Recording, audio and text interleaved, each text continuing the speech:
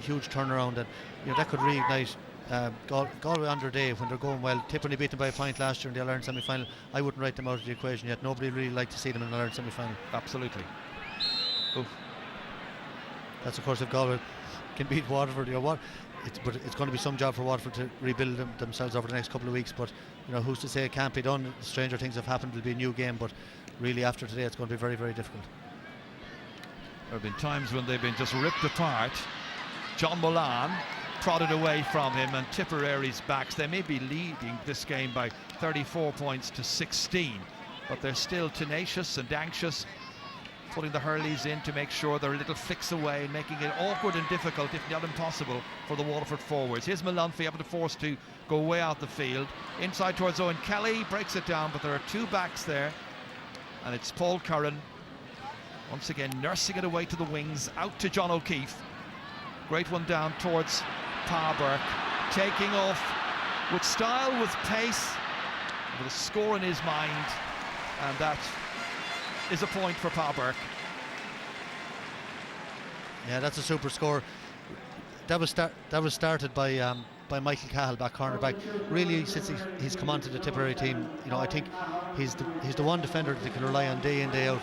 He's always the man that's put on the danger man on the opposition. He's a brilliant hurler. He can play wing back, cornerback, but he's had an outstanding game today. I know when you're winning by so much, you can forget that you have cornerbacks, but to me, he's been so economical in everything he's done, and he always is, and he set up that score by winning a good 50-50 ball, and again Pa Burke showing great pace and over the bar. So with about 7.5 minutes still to play at Páirc Uí Chaoimh in this year's Munster Hurling final, the fifth and final substitution I've noticed there was Brendan Maher coming on for Pádraig Maher, and it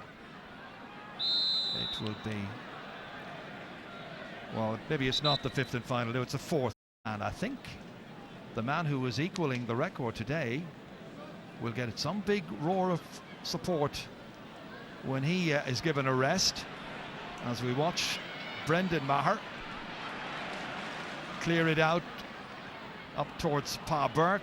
Didn't quite come to him, comes instead to Michael Welsh, and the break gets it as far as Stephen Mullane. Shane O'Sullivan now to threaten Brendan Cummins' goal, but that didn't carry too much threat. Away to the left-hand side. One more change then to go for Tipperary, and Darren Gleeson is coming on in place of Brendan Cummins, and the man who today equals the brilliant record of Christy Ring with 65 championship appearances, comes off, and just listen to the crowd saluting one of the greatest goalkeepers we've ever seen in hurling.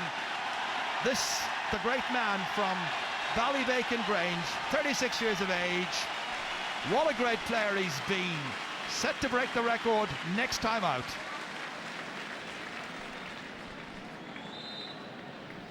So an opportunity now for Darren. Player, and massive puck out, he's getting his chance now.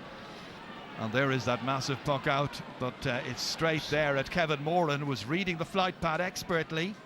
Low delivery in towards Mullane. Can he get the measure of Stapleton this time? Well, he pulled a little bit early, and the referee gear up to today, but certainly they put it up full throttle today, and brilliant performance.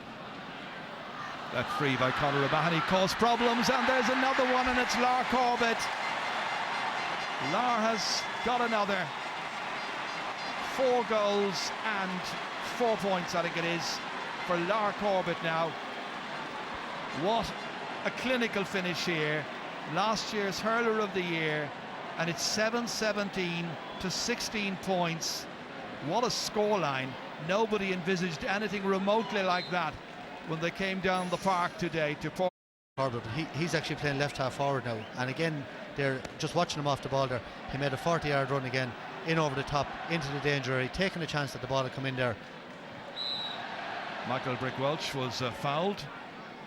He's just an example to any forward, just watching his movement, and a brilliant finish off the ground. He can do it every way, left and right, out of the air and there on the ground, and he's really in top form for the last few years, and 4-4 today. That's Paul Curran there picking it up, Michael. I think I remember Mark Foley scoring 3-7, was it, in the Munster final years ago? 2-5. 2-5. 1990 Munster final in Paris against Tipperary. 4-4 from play must be up there with the all-time records. I can't remember a scoreline of 7-17 ever before. Pádraig Mahoney not in a game of this stature. Yeah, he's given an exhibition of free taking today. Yeah. 13 points for him. And 12 frees out of 12, I think. I don't think he missed any. And Brick Walsh fouled an awful lot in the second half. He's, I think he has really made a difference at centre back, but too little, too late. But there he is again on the ball. He's caught 3 or 4 puckouts and he's won every ball that's come his way. Again delivers the hand pass, and again he delivers it on to Kevin Moore, and between them they've kept the thing going along with Tony Brown. Yeah, I'd agree. Those 3 players really have been outstanding, and outside of that they've been under pressure. Brendan Maher was under pressure there. This time it is Pa Burke who goes back to help out. Should be Malumphys. Looks for another score, and that's over the bar. Stephen Malumphys' first point. So 20 points between these teams, and we're into the 69th minute of the match. 7-17 to 18 points, and there's going to be 2 minutes of added time. There are days when you say to yourself, is there really a requirement for added time? Value for money, I suppose. Patrick Bonner blocked down well by Tony Brown. And there is Patrick Bonner again. They're not going for an eighth, are they? They are, and it's stopped. And it comes back out here as far as Pa Burke, and Pa Burke hammers it over the bar. He's got a second point since coming on as a second half substitute. Still looking sharp and classy. From the puck out, straight there as far as Shane O'Sullivan. Into space to Owen Kelly. Trying to lose his marker. Hitting it, but hitting it a couple of metres wide of the left-hand target. So confirmation now that there are 2 minutes still to go before Tipperary can win back the Munster Cup to go with the Liam McCarthy Cup that they won so brilliantly last September. In points, 39 points to 18. Tip today going to try and win their 39th Munster title. Or try, they've almost succeeded. Maurice Shanahan puts it in and puts it over the bar. Yeah, nice score there. Kevin Moore again involved, and in fairness to Maurice Shanahan, he's hit a couple of wides, but he's won 2 or 3 frees, won a good bit of ball down that wing in the second half, and it certainly made a difference.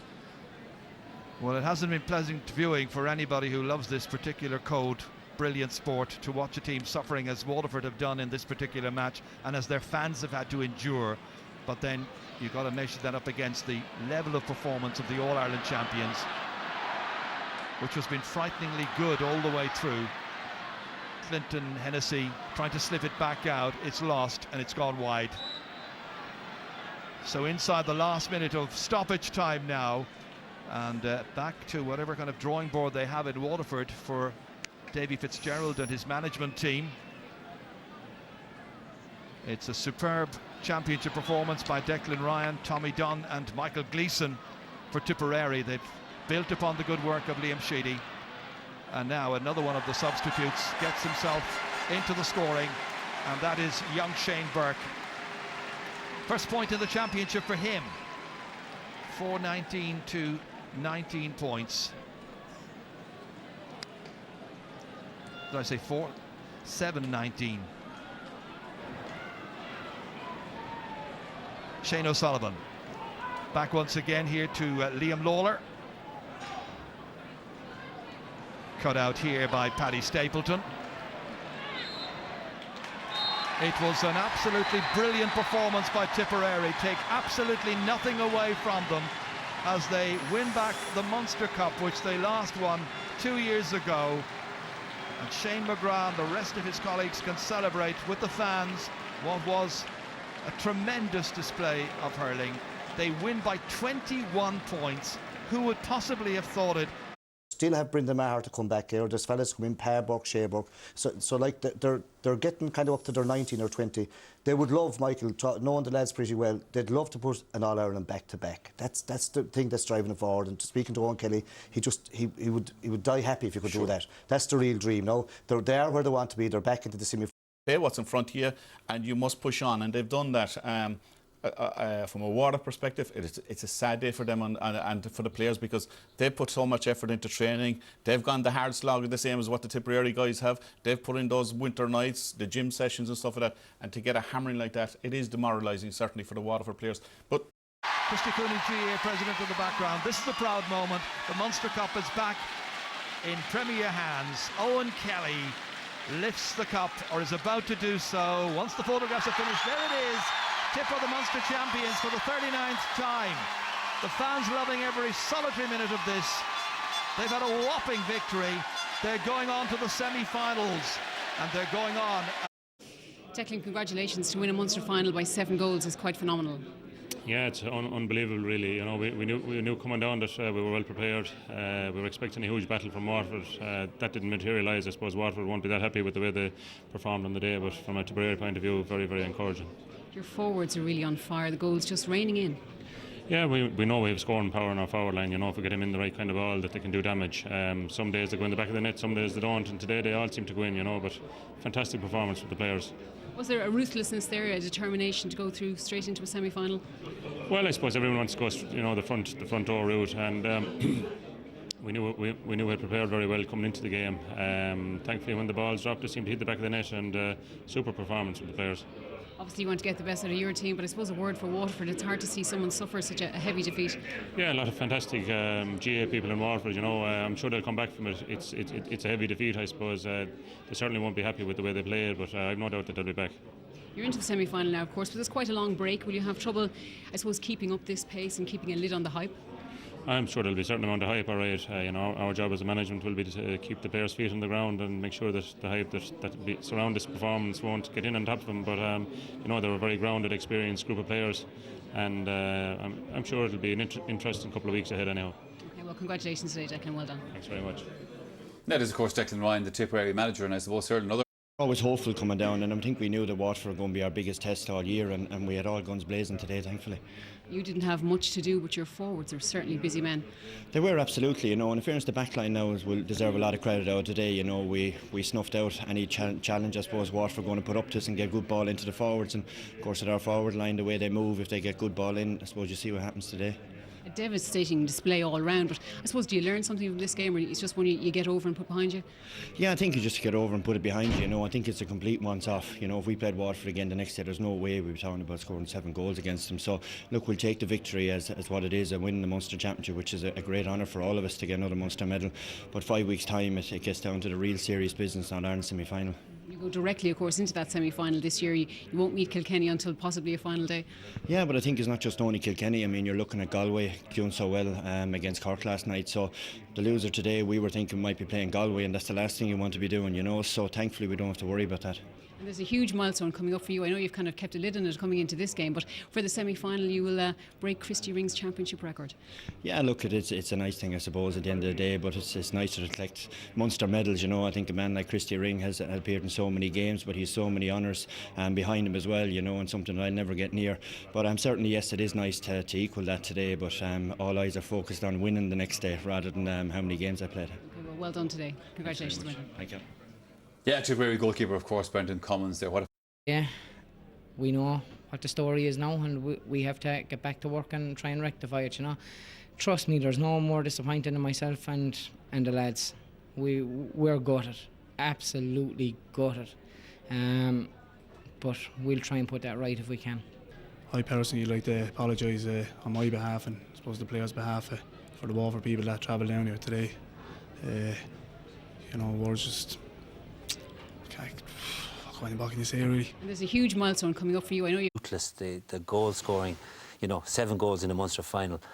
Waterford weren't good today at all, and they didn't really put up the fight that we thought they would. And I suppose John Milan looked disillusioned there, and his performance on the pitch showed that he just wasn't himself today, and he wasn't himself the last day. But I'm not just picking on John Milan. No, a lot of the Waterford players, in fairness, and they'll be soul searching tonight. They'll be trying to find out the reasons why. Maybe there isn't a reason. Maybe they met a super team on the day.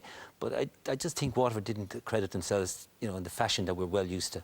Does that take a bit from the Tip performance? Well, I couldn't build Tip up enough. I mean, they're you know, but they are an awesome team. They're beating everybody they meet now, and they're beating them well. They're getting goals. I think they've scored something like 24 goals. You know, so. All right. Well, let's take that up then. I think it's 24 goals in 6 matches, Paul.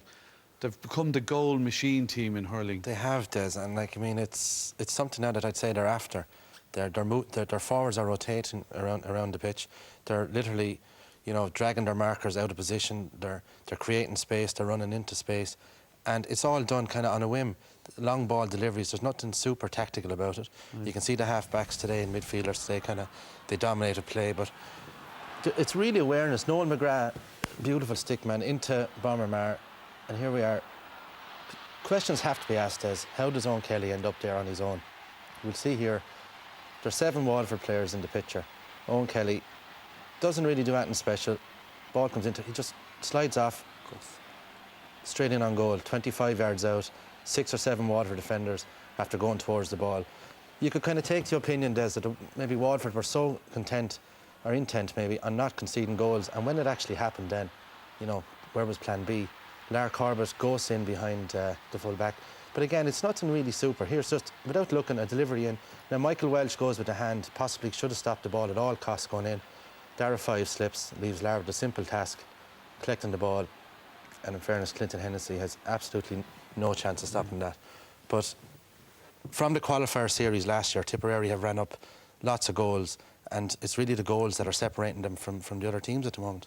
All right, well, John, as a defender, how do you stop it then? Tip are rotating the forwards around. What would you do to try and stop them? Well, they're definitely dragging teams around. They're upsetting defences. You know, I mean, classically, I'd say hold your shape, hold your half-back line, hold your full-back. Now, we just see here in normal time here, the ball coming in here. Look at all the space in front of the goal. Lara has just to run onto it and finish it. Now, look at it from behind here. Now, look at where, you know, everybody is to the right-hand side of the field. Look, 2 in the full-back line. Look in the middle third of the field, how many players are in there.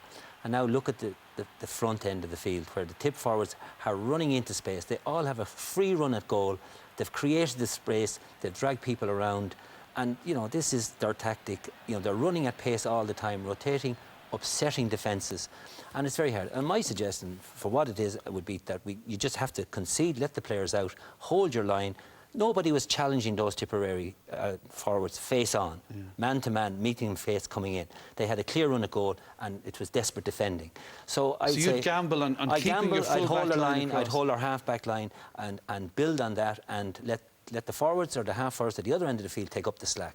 But definitely defensively, you cannot just expose yourself. Like Clinton Hennessy today didn't have anybody in front of him to save him. He was left exposed, like could do nothing about it. Good tactics from Tip, but naive enough from Waterford in ways.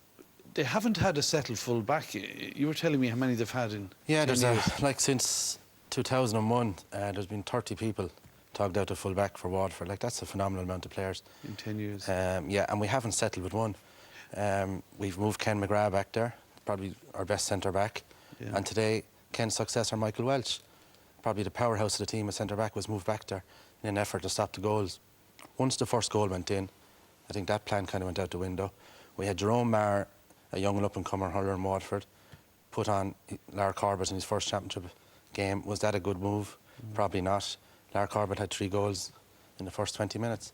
So the full back line is an area that we in Waterford know is a problem, but of course more people up the country and other teams are targeting that area to much joy. Okay, one last point, but we'll be chatting more about the forthcoming games. How can Waterford pick it up now? They play in 2 weeks' time. Yeah, it's going to be tough, Des. Galway come into the game now having beaten Clare and Cork last night. Waterford come in on the back of a heavy defeat. So all the momentum is with Galway. Waterford's, you know, there'll be a lot of questions asked after that performance today. What's the best team? Why was the full forward line no ball at all gone in? We spoke about John Milan, Shane Welch, Brian O'Sullivan. Not at one stage today did they get a chance to move on to the ball. So there's going to be a lot of questions asked on the placement of the players. But, you know, if Waterford are going to come through this, it's going to be the big test for Davy in his young management career. OK, then. The nominees for man of the match, John? Well, I suppose today all the nominees were for Tipperary, and we start the first nominee was Lara Corbett, scoring 4-4 from play. Phenomenal player, really, really good display.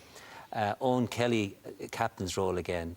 His second goal, I think, was the best goal of the game, scored 2-7. And my favourite player, Patrick Bomber-Mar, who's a work and doesn't get a lot of scores but creates a lot of scores, had a really good game for Tipperary today. And Paul, the winner? Well, Des, it goes to Lara Corbett. You know, there's no great surprise. He scored 3 goals in last year's All-Ireland final and 4 goals today in the Munster final. Like, 2 of Hurling's biggest days, 7 goals. And you can see, like, it's not alone as his goals, it's his movement and, you know, his general play as well. And he's not one of these players that hangs around the goals scoring 7 goals. He's absolutely working, you know, tirelessly around the whole half-forward line, in and out. Right. And to be honest, he's probably the best. Himself and Nolan McGrath, I think, are the 2 best forwards on the go at the moment. OK, then, well, after the match, Lara spoke with Claire McNamara. Yes, Lara Corbett is the Guinness Hurling Man of the Match, and Barry Fitzpatrick from Guinness is here to present the award. Congratulations. Thanks very much. Thank you. Lara, 4-4 in a Munster final. It's quite phenomenal. I suppose it's great to get the win there today. We got onto the bus, horse and jockey, this morning, and I suppose the one thing we said, we want to come down to Cork to get a win. We got the win. We're delighted with the win.